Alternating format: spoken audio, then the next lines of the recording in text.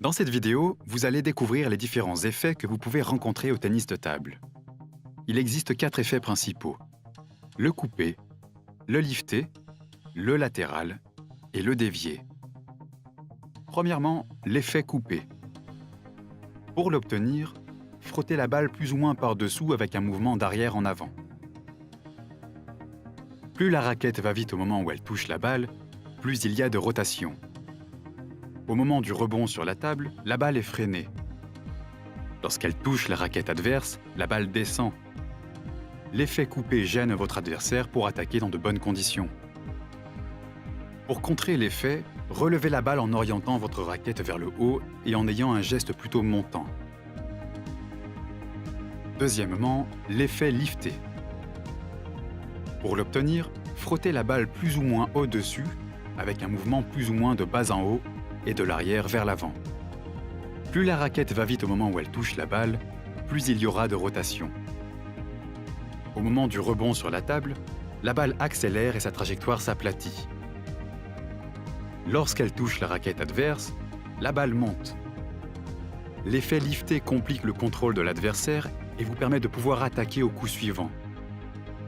Pour contrer l'effet, rabaissez la balle en orientant votre raquette vers la table et en ayant un geste plus horizontal.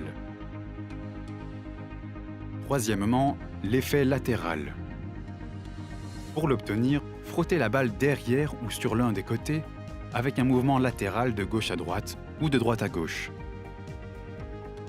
La trajectoire de la balle est courbe sur le côté. Au moment du rebond sur la table, la balle reste dans l'axe et change un petit peu de direction. Voici pour comparaison une balle frappée sans aucune déviation. Lorsqu'elle touche la raquette adverse, la balle, qui tourne rapidement sur elle-même, part sur la droite ou la gauche en fonction du sens de votre effet. L'effet latéral oblige votre adversaire à lire l'effet pour le contrer et renvoyer la balle sur la table. Vous pouvez ainsi prévoir la zone du retour adverse. Pour contrer l'effet, orientez votre raquette dans la direction opposée de l'effet. Par exemple, si votre adversaire frotte la balle avec un mouvement de gauche à droite, la balle ira vers la droite. Orientez alors votre raquette vers la gauche pour toucher la balle. Quatrièmement, l'effet dévié. Pour l'obtenir, frottez la balle par-dessous en remontant sur le côté avec un mouvement latéral de bas en haut. Cet effet est essentiellement utilisé au service, voire en remise de service. Au moment du rebond sur la table, la balle change rapidement de direction et part sur la gauche ou la droite en fonction du sens de votre effet. Voici pour comparaison une balle frappée, sans aucune déviation, et une balle avec effet latéral avec un peu de déviation. Par contre, elle n'a que peu d'effet lorsqu'elle touche la raquette adverse.